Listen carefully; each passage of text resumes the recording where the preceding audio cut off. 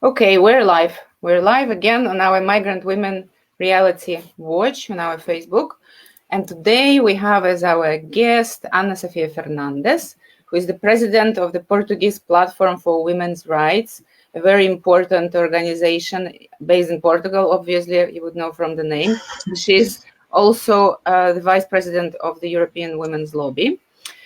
And she's also an expert in this very scary subject called feminist economics. Well, she's an expert, I think, in many subjects, but this one specifically, which is, I think, quite has a quite scary name. I mean, for one thing, there is the word economic in it, and the other feminist.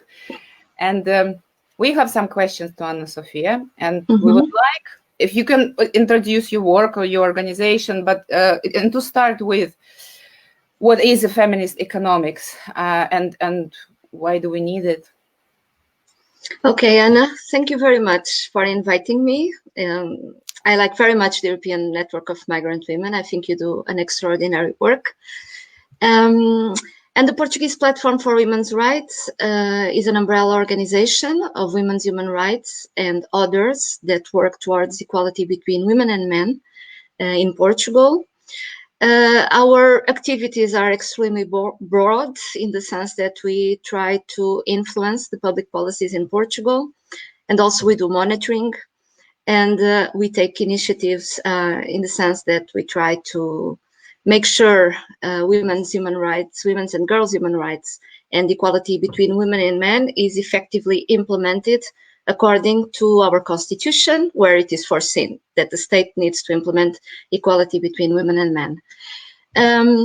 Our work on feminist economics, broadly speaking, actually it is very much framed in a specific context in Portugal, which is an attempt to bring equality between women and men in terms of the budget, the state budget, basically. Of course, this means that we had to study a lot. You say I'm an expert. I would say I'm a continuous learning person on the subject. And I think this is an area that usually, traditionally, was not one of the focal areas of the feminist movement. But in fact, as much as male violence against women and girls, feminist economics is key for the women's movement to take action on. So basically, what is this feminist economics? Simply putting it is to think about the economy, which actually is a social science, which means it's supposed to answer the needs of the population, and to think about it from a gender perspective, meaning integrating the needs and the concerns of the entire population, women and men. The problem with the traditional economy is that actually doesn't do this. We usually say that traditionally economy is gender blind. It was designed for men. Men were the economists. So basically the questions that the economy was doing was actually the wrong questions, in the sense that part of the population have needs and the economy was not trying to understand what those needs were.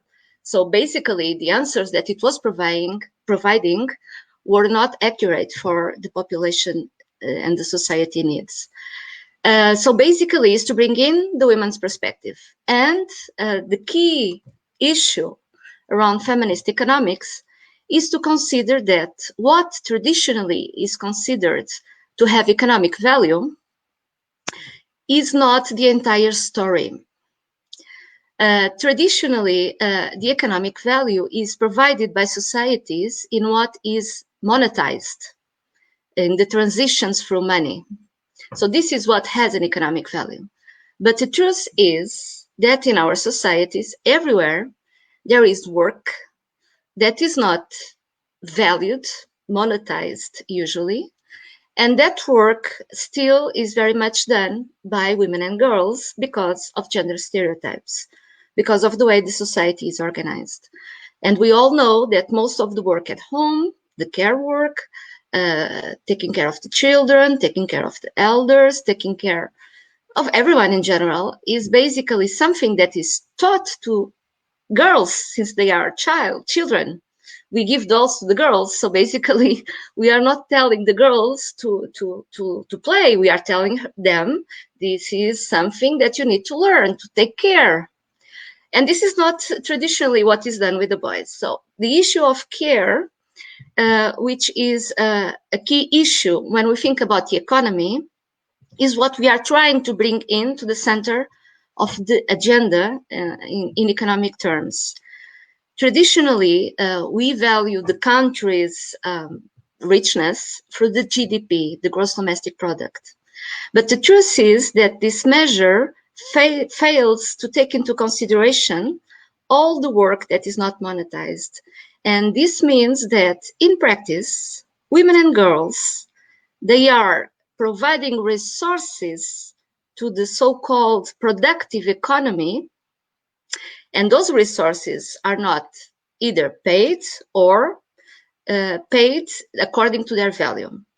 And there is a study, a recent study from the United Nations. It's a report from the Secretary General of the United Nations that made an attempt to estimate how much the GDP in the countries would be if, in fact, it would consider this work.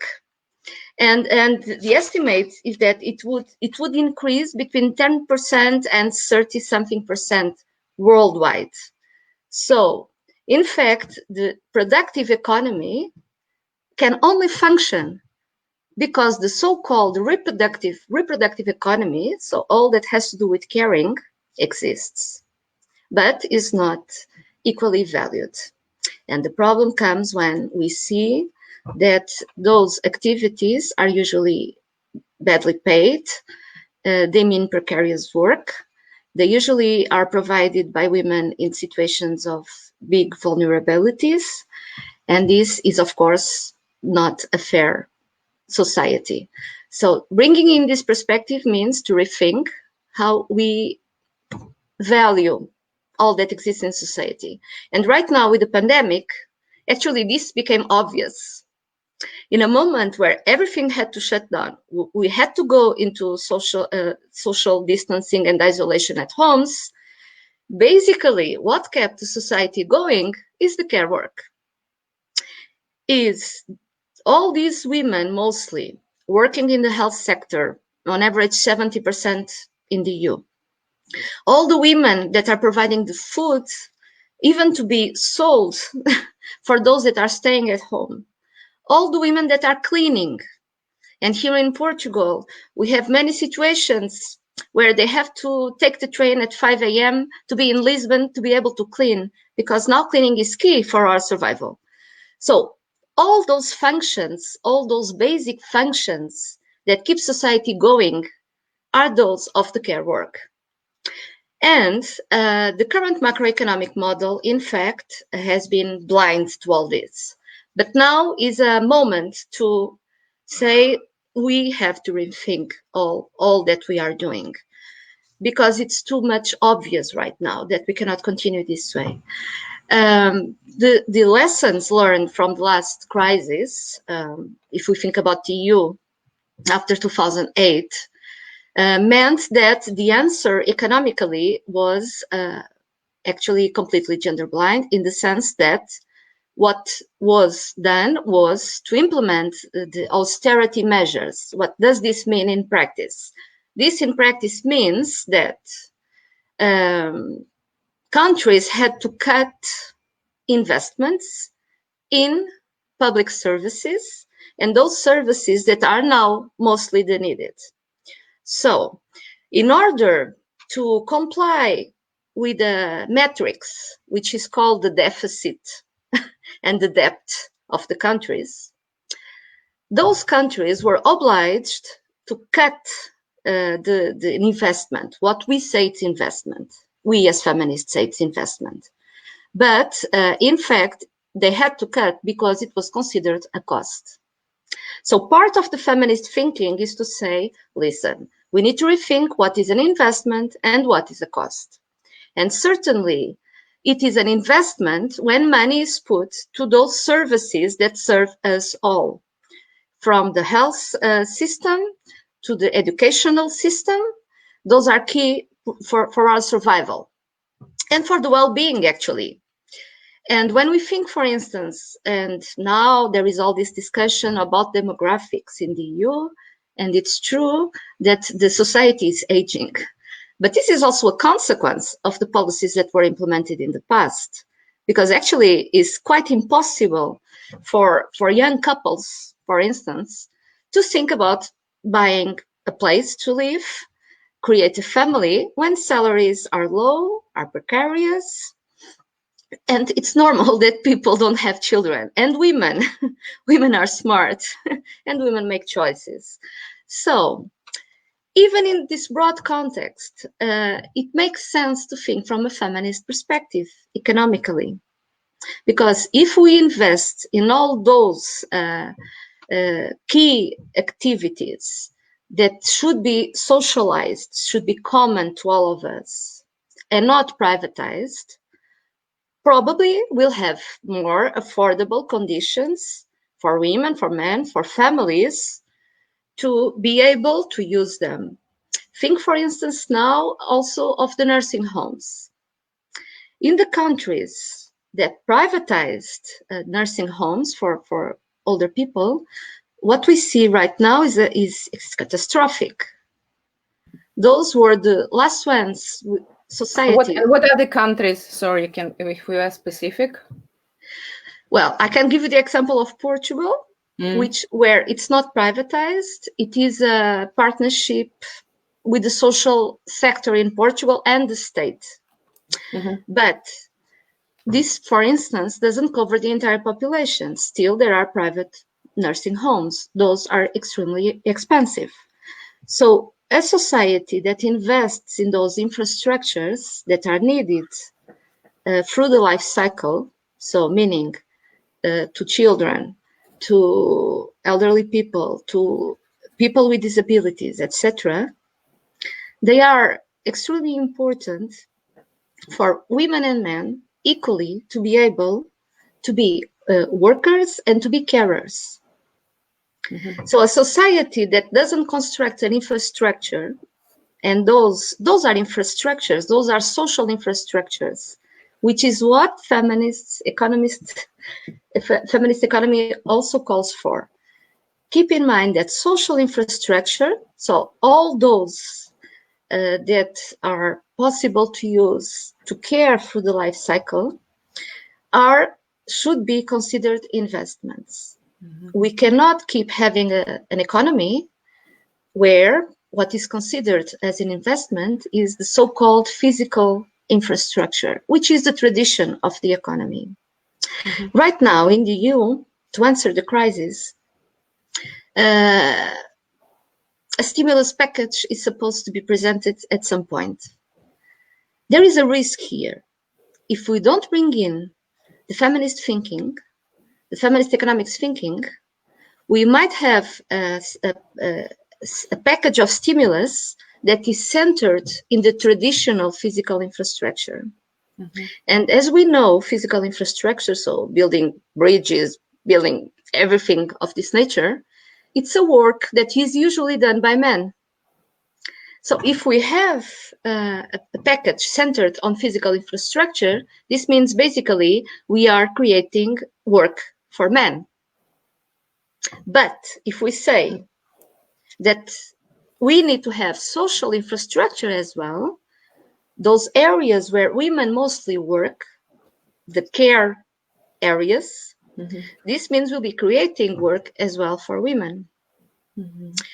And if this work is valued as it should, this means it becomes more attractive even for men to work. Because we know that the salary goes up. Exactly, because we know when we look at all the data, all the trends, that the most feminized a profession is, the less paid it is. So bringing in this dimension now is very, very important. On another hand, when we are all speaking about the need to transform the society because of digital reasons, the need to go digital in everything we do, when we think about the climate as well, so the dimension of the digital, the dimension of the climate, we should put hand in hand with those also the dimension of care. And this dimension of care needs to be cross-cutting also the digital and the climate dimension. The EU cannot survive as a project of integration and solidarity and cohesion if we don't bring back this social dimension and put it in the center of whatever is going to be designed now. Plus, the EU needs to abide according to its commitments. And we know that equality between women and men is part of the Treaty of the EU. And it needs to be mainstreamed, it needs to be integrated in all policy areas. So this means that the economic, financial package of stimulus that is going to be designed needs to be gender mainstreamed. Otherwise, it will not answer the needs of women and men and will not promote equality between women and men. This is a challenge right now. I think, generally speaking, in the context of the crisis, male violence against women and girls, in many countries, not all, unfortunately, but in many countries, it's something that the persons are attentive in this moment and at EU level as well. Care somehow, slowly, is becoming something people are paying attention because of everything that is happening around us. But I don't think that all that is being sought regarding the digital policies, the climate policies, is being considered in this regards as far as equality between women and men is concerned. Imagine, those are areas where on average, maybe 90% of the workers are men in the climate and in the digital sphere. So it's key, if those are going to be cross-cutting areas of our common life in the future, it's key that they are designed so that women can participate equally and benefit equally from those policies. And unfortunately, sorry to interrupt you, but what would this mean concretely? We take a policy, whether it's digital or climate or anything else, or just economic policy. What would this mean concretely in terms of what should be written on paper that we would look at it and say, yeah, okay, they took into account the situation of women and that would encourage women to participate in this sector, for example? Well, it needs to be based on evidence, starting from the basics. Meaning characteristics of the sector, workers, statistics segregated by sex, industries, who is leading the industries, conditions of work of women and men in those industries. So starting from this analysis, we'll have a quite negative picture, which means whatever we are going to design needs to tackle the problem.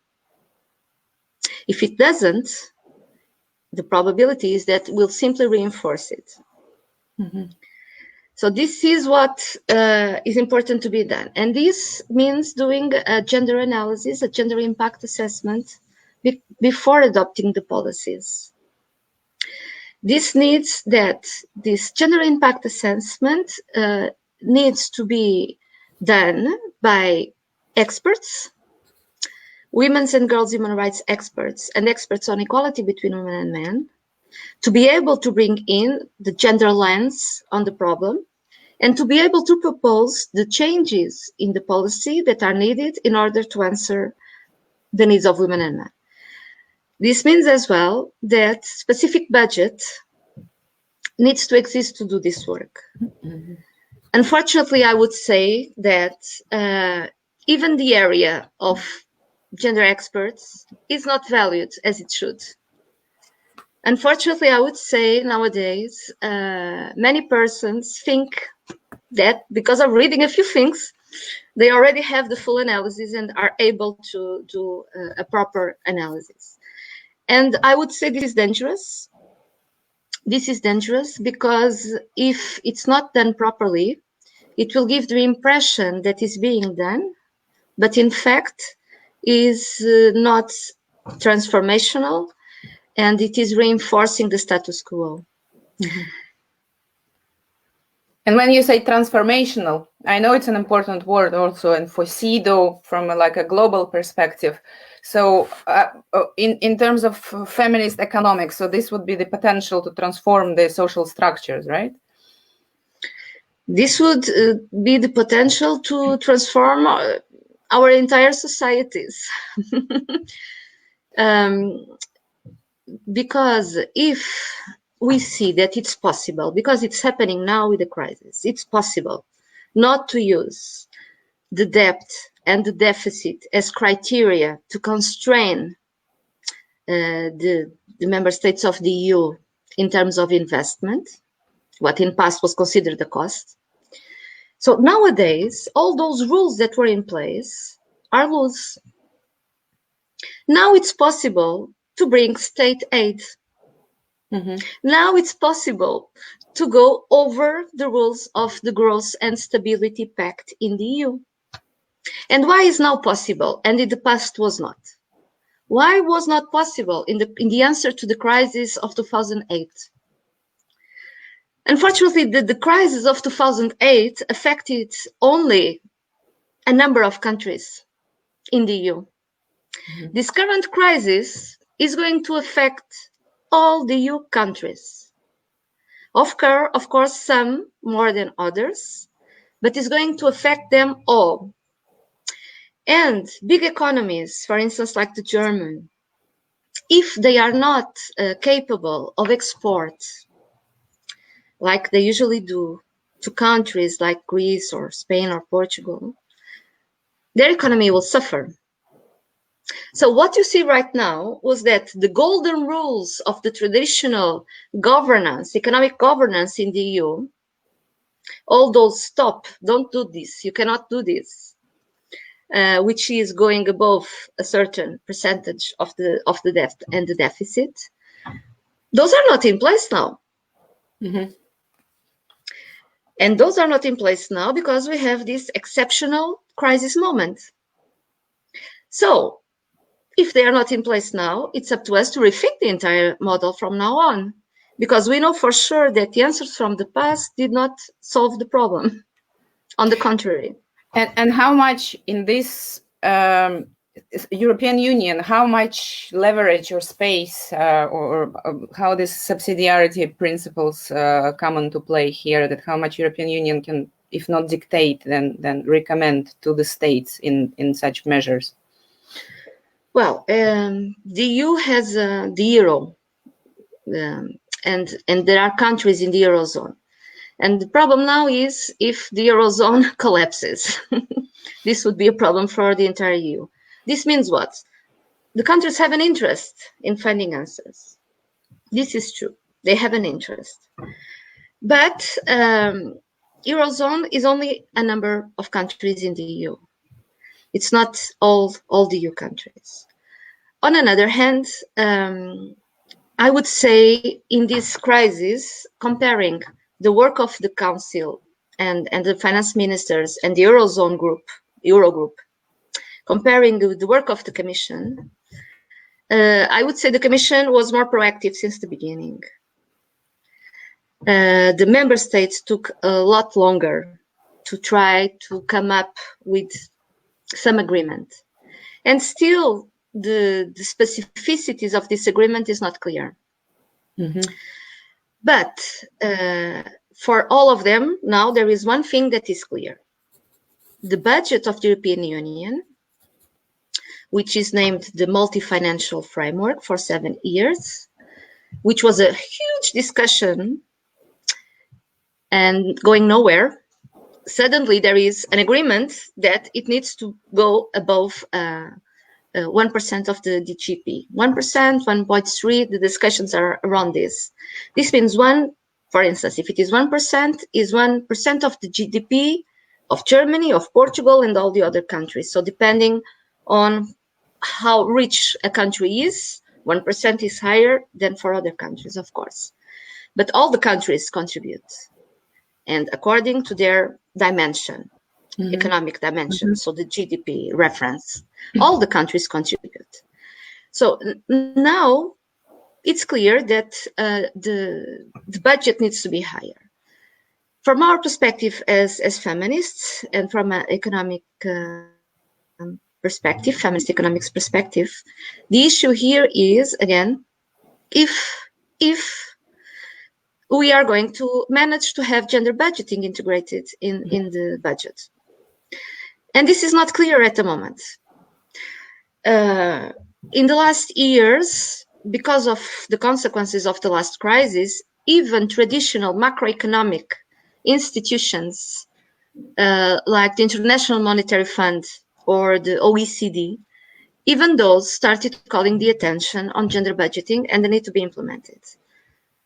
But concretely, if it is going to be done, I would say right now, from all the discussions that are happening, I don't see advances. But I think it's up to us as feminist movement to put pressure on this. And we are considering to do this very, very soon, going to the highest level, to the President of the Commission. And of course, each one of us in the countries need to put pressure as well in the countries, because the Council has a word to say as well. But is this the only thing that we need to do? I mean, we can send letters, we can address the Commission or our own states. Is there anything else that we should do concretely while they're negotiating this fund? Yes, I think we as feminists, because to tell the truth, all women end up doing economics at home. So we all know how to do it. And I think what we should do now is to raise awareness of women on the importance of this. Make it very simple and bringing the message very clearly in relation to women's lives and the problems that women are facing now. And have a discussion in society. Bring this to women. Usually the discussions around the economy seem to be very technical. And it's true, because there is this group of people that traditionally use those words and so on and so forth. Our exercise as feminists is to make it very concrete and very in relation to the daily life of women. I think this is an exercise we can do, because all women right now are facing the consequences of COVID. And when we think that most of the poor are women, most of the working poor are women, when we think that most of the older people that with low pensions are women, all this has a very direct relation with our daily lives. And I think it's possible, and we should this exercise, all of us, to bring this very concretely in our networks for discussion and to put it on the table.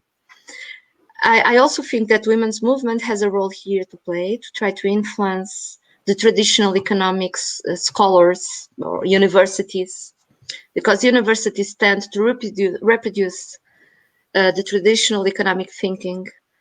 And in countries like Portugal, talking about feminist economics in universities is considered to be weird. And the women that are bringing those subjects are not considered as relevant scholars as others. And this is all ridiculous, basically. And we need to say this very, very, very clearly, because in fact, feminist economics benefits the entire society. A welfare state benefits those that are most disadvantaged. And unfortunately, because of the macroeconomic neoliberal model we have been living in, which is extremely patriarchal, based on this homo economicus, is leaving behind many, many women and girls. And in a context where there are commitments in all the states, even regarding the sustainable development goals, where there are commitments to be reached until 2030, this is more than ever relevant. And if there is a moment where new ideas can come in is in moments of crisis like this, where everything is being rethought. If we have influence enough to bring our ideas, I hope so, but I know it entails a lot of resilience and efforts, but this is the moment that we should do it, definitely. Okay, and if we do it, I'm thinking practically, like for example, with our members, with migrant women organizations or individual migrant women, what are the resources? Where do we go? I know that European Women's Lobby, they have a working group that works on feminist economics, for example. So this is one place where we can ask for expertise. And what are other, I do not know, manuals or resources that we can find online that we can share? Yes, there is the, as you say, the Feminist Economics Working Group of EWL is working for 2 years now. Mm-hmm. And it produced a Purple Pact, which is a vision of a feminist economic model. So this is an important resource. It's on EWL's website. But this group is also putting together resources to allow everyone, mostly the women's movement, to make the case for gender budgeting in the countries where they are living. Mm-hmm. And this is extremely important, not only from the perspective of the funding lines that exist, but also from the perspective of the state budget itself. So there are a few experts in the group of EWL that have been working a lot in this area. In the UK, there is the Women's Budget Group, so I would say it's worth looking at their webpage. Mm-hmm. They do regularly an analysis of the budget, and they have many resources already developed in different areas. Here in Portugal, we, as Portuguese Platform for Women's Rights, we worked providing assistance, technical assistance to the Portuguese government in implementing gender budgeting in the state budget. Mm-hmm. But this is a work in progress. And the truth is, those initiatives that were taken in Portugal, like in other countries as well, if they are not followed up properly, they usually disappear. So the more we have the women's organizations engaged to keep the pressure high on the agenda, the best, definitely. And this also allows us to make the case for the funding for the women's organizations. Mm-hmm. Because also from this perspective, feminist economics, all the volunteering work that women's organizations usually do has an economic value. Mm-hmm. And the fact is, most women's organizations live of volunteering work. And this is not fair either. So all this expertise that exists in women's organizations, because we are in direct contact with women, this is key to be able to define policies that answer the needs. Mm-hmm. And we have this contact, and we have the analysis we do with women. So this is important as well to make the case for funding for the women's organizations, which is disappearing as well in the EU as it is disappearing in many, many countries. Tell us more about it. Why is it disappearing in the EU or in other, apart from COVID situation? Well, the truth is, as far as the EU is concerned, I think at some point, after the existence of big programs like now, it was named the New Opportunities for Women. It's an example, but there were specific programs targeting the specific needs of women. Mm-hmm. And those programs are what we say affirmative measures. So they are specific funding lines to answer specifically the needs of women, because all human development indicators show that women are disadvantaged. Mm-hmm. So this is something that the EU usually did in the past, besides an attempt to mainstream equality between women and men in all the other funding lines. At some point of the EU development or evolution, those specific funding programs disappeared. And probably they disappeared because at some point someone considered that the gender mainstreaming was already being implemented properly, and therefore the needs of women and men were already being considered in all the other funding lines. But the problem is that they were not properly implemented. And in fact, when our women's organizations had to compete with much bigger organizations from other sectors, usually very well resourced, they could get the funding, and women's organizations could not, because many of the women's organizations don't even have a basic structure in terms of people working full-time to allow them to spend time doing applications, because they have more urgent things to do, like answering women that are in situations of violence and many others. So women's organizations ended up not benefiting from this money. On another hand, other organizations that are not experts on equality between women and men were the ones who got this money and did projects that in some cases, in fact, were gender blind. In other cases, contribute to worsen the women's situation. And here comes again the problem of not valuing properly the expertise regarding women's human rights and equality between women and men and boys and girls. And this is also something we need to do and make it very, very clear, because there are many persons out there that consider themselves to be experts and are actually bringing problems to some of the thinking that were behind structures and funding programs. And We this is experience something. it even in Brussels. There are some organizations who run the courses and they give certificates. So it's very easy to become a gender expert after attending one seminar where you just sit and listen, and then you can already start teaching others. This, yeah, it is a problem. We know about it.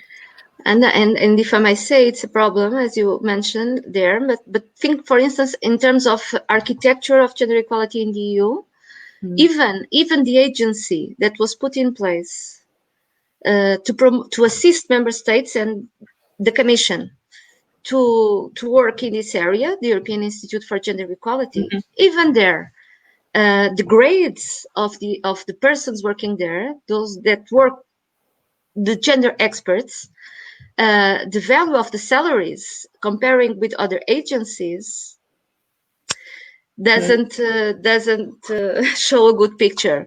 And this is happening there as it is happening in many other structures and the national machineries in the member states that are under-resourced, underfunded, and have a big task to implement, and simply cannot with these conditions.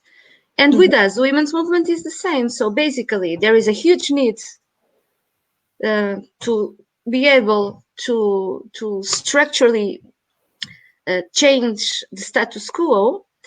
There is knowledge out there, but those that are actually influencing sometimes are not the ones that could make the best influence, in my perspective, of course. Okay, I have one more question. You know, when you speak about different areas of work, some of which would be considered employment and others as just what we do as women or what we have done without any remuneration, like care work, child rearing and domestic work and so on. There is another area that I'm wondering how it could be impacted in a positive way from if we implement any of the feminist economic principles. Some would argue that it is area of employment. We think it's just violence against women, and it is prostitution. And I'm not speaking about the countries where that legalized this industry and make a real business out of it and profit as a state. But generally, there is a large sector in society when women, very poorest women, and of course for us it's important from migrant women are overrepresented in this area, if we implement in an ideal scenario, if we have such a restructuring from a feminist perspective, how this would impact the situation of women who are at risk or are exploited in the system of prostitution? Yes, feminist economics thinks about and makes the connection between the people and the planet and society entirely. And it works for the benefit of all. It brings in the needs of those that are in more precarious and difficult contexts. The current macroeconomics, on the contrary, is based on profiting. And profiting brings exploitation in. So in the current macroeconomic model, legalizing prostitution is the most patriarchal angle of this economy, because it means benefiting from the exploitation of women and girls to the profit of others. So in a feminist economic thinking, this is not acceptable, basically. And in a feminist economic thinking, we think what the needs are so that everyone can have a life in dignity. And so we think about what is needed for those in the system of prostitution, exploited, mostly women and girls. What is needed for them to be there? Why did they end up there? So the questions we do are different. We don't think what is the profit we can make out of a business. No, we think what are the needs of these persons and what can we do to answer those needs. And of course, when we think about the different systems that exist all over the world as far as the system of prostitution is concerned, of course, the model of equality, the so-called Nordic model, is the one that answers the best, because it is worried with those that are in the most vulnerable position, which are the women, the persons in prostitution, but as we know, mostly women and girls. So it is worried with those needs and tries to find ways to answer those needs with the so-called exit programs that need to be designed to answer the life cycle needs of these women. Because if a woman has a drug addiction problem, then she needs a service that can answer this need. If she has a child and she is poor and she doesn't have any income, then we need a service that can protect her and the child and provide an income. So it answers the needs concretely of the persons. And this is embedded in feminist economic thinking, because it's the basics of trying to provide for the needs of the entire society and not only for the few that control the economic system and benefit the most from this economic system. So this means as well that when we think about taxes, which are a source of income, when we have countries that have taxes that are higher on work than they are on income, this means we are putting an extra burden on workers. So progressive taxation comes into place, and a state that gathers those taxes can redistribute them properly to answer the needs of everyone. So a social welfare, a social protection system is key. And now in situations of unemployment, we know there is a huge risk to have what happened in the past crisis, that women were pushed into prostitution because of poverty again. Yes. So it's all completely interconnected. And this holistic view right now is extremely important. So in the system of prostitution, having exit programs designed according to the needs of the women, which means they need to participate. They need to say what they need. Yeah. Well, this was a lot of information. I actually, I wanted to ask specifically about Portugal, but there was so much over time. But if you want to say a couple of words of we know that, for example, Portugal processed the pending applications of all those who applied for different status. Migrants or refugees, and they did it. They were the first one to do it, or actually, I think the only one up to date. Who took such a strong measure.